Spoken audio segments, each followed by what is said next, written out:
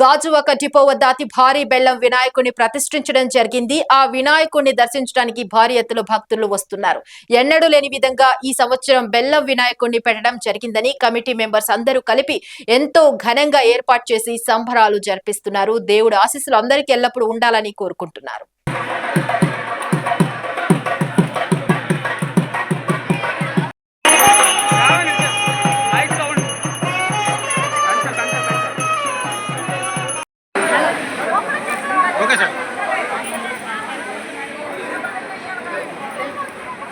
పెట్టడం జరిగిందండి.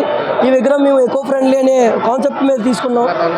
ఇలాంటి విగ్రహం కూడా చెయ్యొచ్చా అని చెప్పి మేము అలాంటి ఐటెం తీసుకున్నామండి. కేవలం ఈ ఐటెం తీసుకోవడానికి కారణం ఏంటంటే ఈ విఘ్నేశ్వరుడికి బెల్లం అంటే చాలా ప్రత్యేకత ఇష్టం.